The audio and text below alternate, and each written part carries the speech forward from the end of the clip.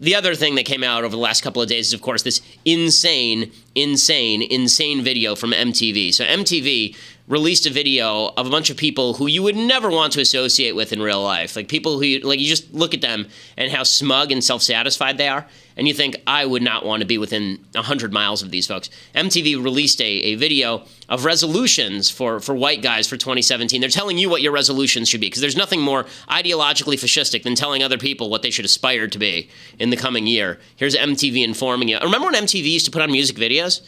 Remember that? Yeah, not anymore. This is what it is now.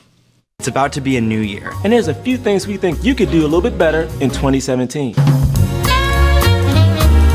First off, try to recognize that America was never great for anyone who wasn't a white guy. Can we all just agree that Black Lives Matter isn't the opposite of All Lives Matter? Okay, so I love that the first gal gets up and says, can we agree America was never great for anyone who wasn't a white male?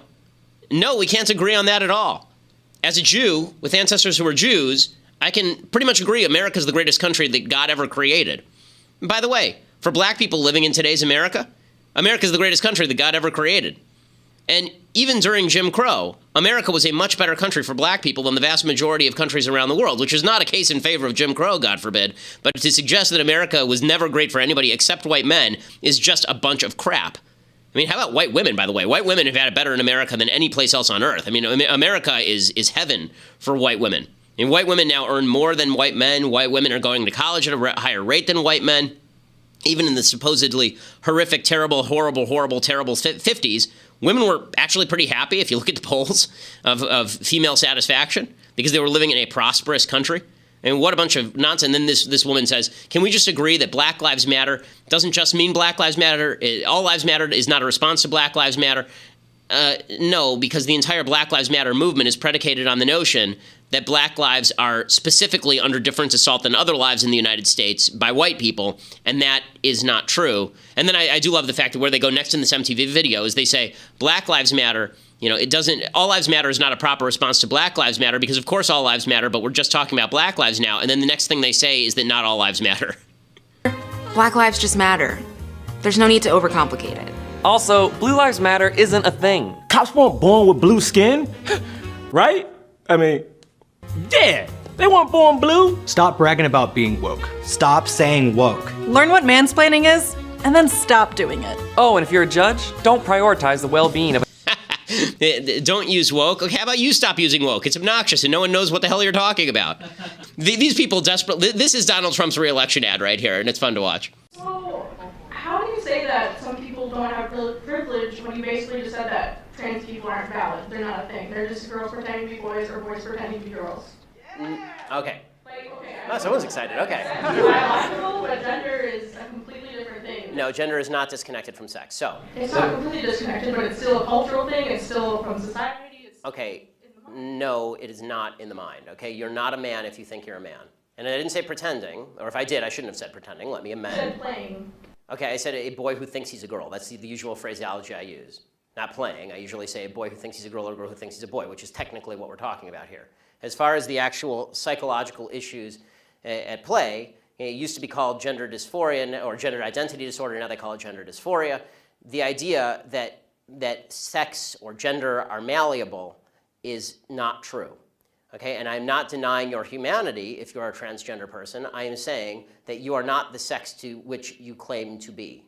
You're still a human being, and you're a human being with an issue that I wish you Godspeed in dealing with in whatever way you see fit. But if you are going to dictate to me that I'm supposed to pretend that men are women and women are men, no. My answer is no. I'm not going to modify basic biology because it threatens your subjective sense of what you are.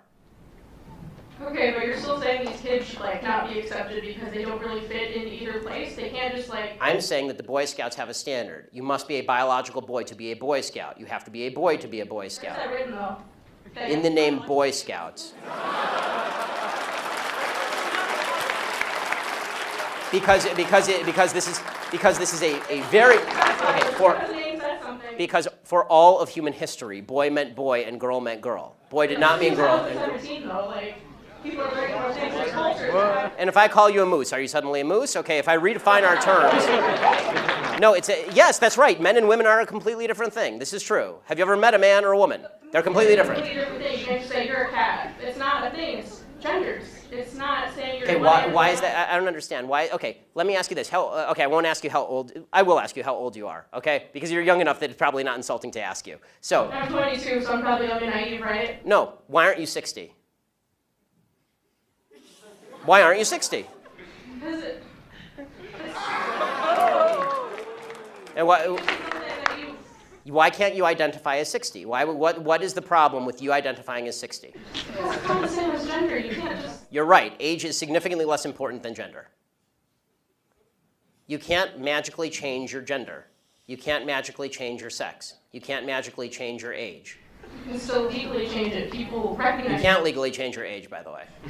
Obviously, you can change your name, you can change your sex, you can change your identity. Just because you can do things legally doesn't mean that they are correct biologically. You could do lots of things in the past that were incorrect biologically and correct legally. For a long period of time in the United States, sterilization of the mentally ill took place. That didn't make it okay. Skinner versus Oklahoma. Justice Oliver Wendell Holmes wrote the decision.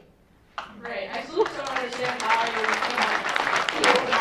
accepting these children that are.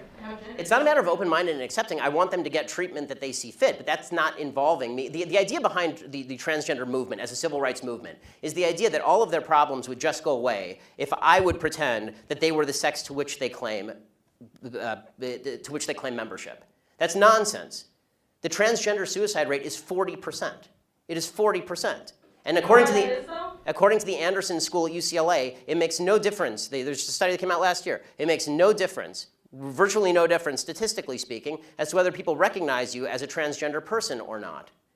Wait a second here. Now, first, I don't think that border security and a pathway to citizenship are mutually exclusive. Those two things can happen simultaneously at the same time, Why? and that is the compromise. That is the place of compromise for Democrats and Republican, Larry. They can happen at the same time. We can build a fence, we can build a wall, we can build an electric fence if that's what they want, but at the same time, we need to provide a pathway to citizenship for those 11 millions that are in the shadows. The Republican Party's problem is they cannot get a pathway through citizenship out of the United States House of Representatives, whether they like it or not, whether we beefed up the border or not, whether we put Marine Team 6 on the border, they would still not be able to pass a pathway to citizenship. That's simply not true. If you secured the border, people would pass a pathway to citizenship. Count the votes. I promise you, I know the Republican Party pretty well, and if you were to secure the border, then you would be able to pass a pathway to citizenship. You would. Why can't those happen? Why are those two things mutually exclusive? Why are they connected? Because if we're dealing with immigration as a total issue. They're not separate issues. Of course they're separate issues, because the fact is that if you do not. Okay, it's fine. all about you're maintaining right. our border and having immigration control. So you're right. Let's assume you're right, and we'll completely connect them. Okay, but the way we'll connect them is we won't have any border security. Amnesty for everybody. Is there a problem or no? That's not what. But see, but this is exactly where they go to, Larry. Every time we have these discussions, this is where we go to. Why don't you explain why they have to be connected? And that is not. Well, wait a second. That is not what's in the Senate bill. In the Senate bill, which is the Democratic solution, which has been endorsed by the president and all the Democrats in the United States Senate, that bill strengthens our border. It increases border security, and at the same time provides a very, very, very long pathway to citizenship that takes almost 10 years. It is completely and totally bipartisan. Yet still, Republicans in the House won't even bring the bill to the floor for a vote. Richard, Why can't they vote? Honestly, I have one question in all of this. Seriously, just one question. Why not just secure the border and then put a pathway to citizenship in? Why can't those happen at the same time? Why don't you answer my question instead of asking me back why? I just explained to you why they can't. Here's why they can't happen at the same time. As you secure the border remains somewhat open. People cross the border because they feel that if they get in before the deadline, if they get in before the border is secure, then they are somehow included in the pathway to citizenship. Of course I've read the bill. And not only have I read the bill, I've been watching what's happening on the border with tens of thousands of children crossing the border in anticipation of amnesty. Wait, because we have what do you think is happening? There's no law right now. But in the Senate there's no bill, law right we now. talk about You're right. There's no law against crossing the border illegally. In the Senate bill, we talk about who qualifies for a pathway to citizenship, and those deadlines do not apply to those individuals that cross the border. And how are you going to magically determine that, Richard? Do they have a magical It's in the bill. Right, they have Read the bill. I've read the bill, Richard. Can you explain to me when you haven't read it correctly? when you determine who has crossed the border when? I was unaware that everybody who crosses the border has a barcode saying when they came across. Tell them one at a time. Stand up. You are not looking out for them. Their safety is not your concern. Safety! Safety! Safety! Safety! Safety! Safety!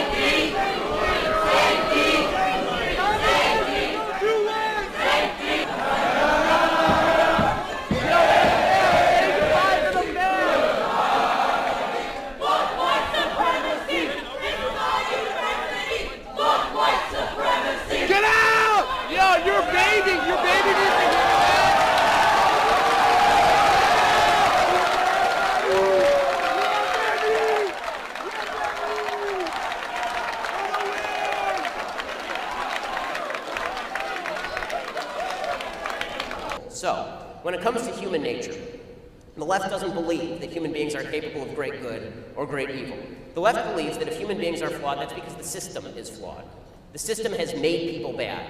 Right? This is what Marxism suggests. Marxism suggests that you're all widgets, and you're just a product of the evil capitalist system. So if you do something bad, then that's because capitalism made you that way. The free markets made you that way. Freedom made you that way. Thus, we have to overthrow it and build a fairer world. Human beings are bad because of Western civilization, which is evil, and was founded in racism and sexism and bigotry.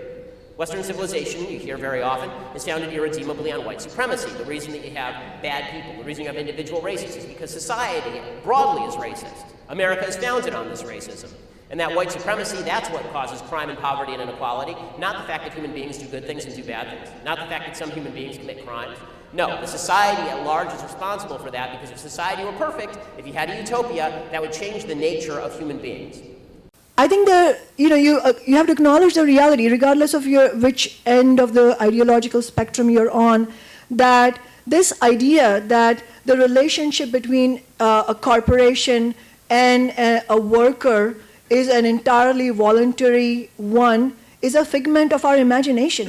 The reality is that the relationship depends upon the balance of power. Because if you were to really believe that it's totally a voluntary relationship, then you should be arguing for child labor, because that was legal at one time, and that was argued as a beneficial thing for the economy. But the fact is that the children are not capable of consent, which is why the legislation was appropriate from all ideological points of view. In terms of whether basically this trickle-up economics, this idea that if you pay people $15 an hour, it will help the general economy, it's evidencing a differential point of view with regard to how money is invested and what makes your life as a consumer better. The truth is that Mother Teresa did less good for the world than Bill Gates, as a general matter. Because more people gained their jobs through Bill Gates, more people have a product that Bill Gates created, more people's lives have been bettered through Bill Gates. Mother Teresa did a lot of wonderful things.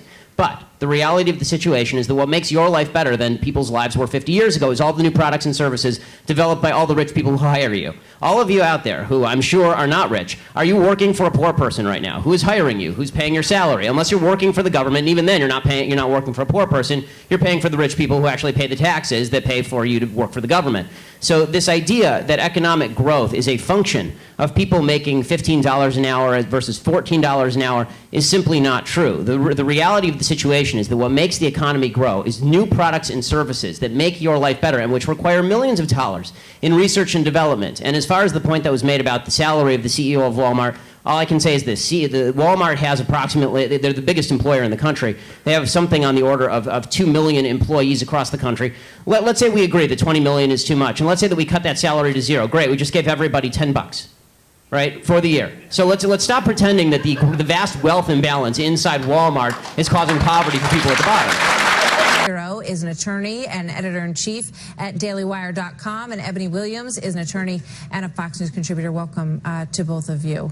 Thank you, Martha. I want to get your thoughts on the ruling, but your thoughts first, culturally, on the reaction that this got from some on the left. Ben, what do you think? Well, I mean, I think, number one, Trevor Noah is slightly below bubonic plague on the funny scale, so it's not really a shock that he'd come out with a tweet like that. But this shouldn't be a surprise. I think Trevor Noah kind of let loose what a lot of Democrats actually think, which is that there's no reason abortion should be safe, legal, and rare. The internal logic of that statement, the old Clinton formulation, doesn't hold. If abortion is about aborting something that isn't fully human, then why should it be rare? And if it is about aborting something that is human, then why exactly should it be legal? So the full-scale celebration that you see, the idea that abortion is actually birth control, that's what most Democrats believe, including the Democratic Party platform, which it was revealed today, calls for a destruction of literally all state and federal laws that restrict, quote, access to an abortion, as well as public funding for abortion both at home and abroad. They don't believe abortion should be safe, legal, and rare. They think that it's just a form of birth control. The vast majority of people who are stopped and frisked are black and Hispanic. That's because the vast majority of people in New York City who actually commit gun crimes are black and Hispanic. I'm sorry, I can't do anything. How many statistical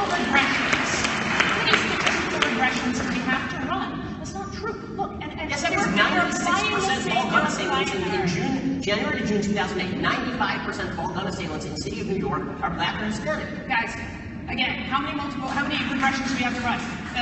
Black and Latino folks are overrepresented in being pulled over, in being tried, in being sentenced, in being incarcerated again and again and again and again and again. Let's not, you don't believe it. No. You know why? The reason I don't believe that is because let's take speeding. Let's agree on facts. Let's now we have democracy when we can't. Right, because you don't care about them, and I do. So it is not anybody's fault that 50% of the murders in this country are committed by young black men. It's not the fault of the people who are putting them in prison that those people happen to be black. It's not the fault of the New Jersey Turnpike Police that they're pulling over 23% black men when they did a statistical analysis and found that 25% of the people speeding were black. Okay, again, since 1994, in the 75 largest cities in America, when they analyzed whether there's overrepresentation in crimes that were reported, not just crimes that were charged, crimes that were reported versus the prison population, they found that blacks and Hispanics were statistically underrepresented. The biggest problem for blacks and Hispanics living in the inner city is that there aren't enough police officers there to actually take care of them and police the crime and make their city safe for investment and education. You look at the at least statistics and you say, oh look, there's a study, hey, there's a massive overrepresentation. Let's just look at drug crimes, which are the largest proportion. So you don't want to talk about gun crimes, but drug crimes. The predominant reason why people are incarcerated in this country is mostly because of nonviolent drug offenses, and study after study. Black and Latino folks, far overrepresented in terms of arrests, in terms of charging, in terms of sentences, get harsher sentences when they're sentenced. That's not true. That when it comes to college admissions, for example, there are more women than men going to college. That's correct. When it comes to graduate schools, there are more women than men going to graduate schools. Yes. Okay, when it comes to jail, which you just cited, the vast, well over 90% of the people in jail are men. Is that because the system is sexist against men? I'm arguing that the jailing system is now sexist against men because there are more men than women in prison. That's really your argument. No, it does happen to also be the case that more men commit crimes. More men commit crimes.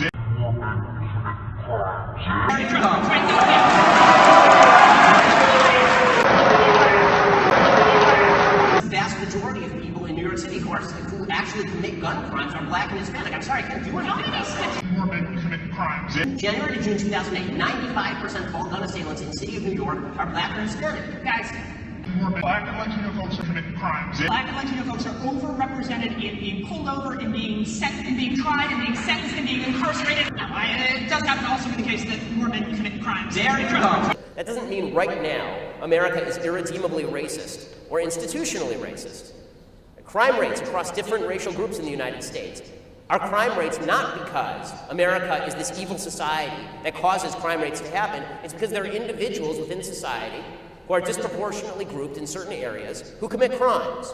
There's a very easy way not to go to jail. You worry about the criminal justice system being biased against black people, there's a very easy solution. Fewer black people should commit crimes. I know that sounds rough, but as individuals in a free society, that is the way things work. No one is forcing anybody else to commit a crime. If you want to avoid, you want to look at disproportionate rates of poverty. People like to attribute this to white privilege. Disproportionate rates of poverty are almost solely caused by the largest indicator, anyway, of intergenerational poverty, single motherhood. It's not white privilege that is causing black people to knock up other black people. It isn't. Hi, how are you? Hey, how are you doing, man? I'm doing well. Did you RSVP? Well, the group certainly knows I'm coming. I RSVP'd with as somebody listening in the audience. I RSVP'd as a speaker, and I RSVP'd as security. So if you have any other standards of RSVP that are necessary, I'm happy to fulfill those. If you could give us 1 second. Sure. So cool. Please. Can I help you out? Alrighty. How are you doing? I'm pretty good. How are you doing today? Hey, doing okay. A little chilly, but it's not good for right. Seems like a lot of security for no protesters. I'm not security. Let him speak. How are you, sir? Free country. Sure. Oh. How are you? Nice to meet you. Pleasure to meet you. You know that you weren't registered or whatever for the group, didn't register you for an event. They have strict things, so you're not allowed, into the event. Well, I mean, YAF did inform you that I was coming as a speaker, as a person sitting in the audience, as well as a member of Christina Hoff Sommers' team. So I'm not sure whether their standards are necessary. I'm also wondering exactly why it's so necessary to keep me personally out. We're just following protocol, sir. Well, why is your protocol to keep me specifically out? What country protocol? Soviet Union or United States? Do you want to step over here and decide? Well, I'm happy to do it right here if you'd like. I mean, I don't Doesn't think have this to needs to be stop. private. The bottom line is it's private property, okay, that it fully wasn't, aware. proper procedures weren't followed, and you're not going to allow it. So am I to understand that if I take 3 steps forward, you will attempt to have me arrested? If you create a problem and you will not, leave the campus, yes. Okay, so just to be clear, if I attempt to enter that hall right there and sit down just to listen to somebody speak, or if I attempt to ask a question or to engage in free speech, you will have me arrested. At this point, yes, sir. Okay, then I'm glad that we've clarified that situation. I'm also glad that in a city, I mean, clearly you have great security. I'm glad in a city that has some 4,000 shootings to this date, you have 30 members of security just for a 5'9", 165 Jewish guy. Just like maybe a mild allocation of resources.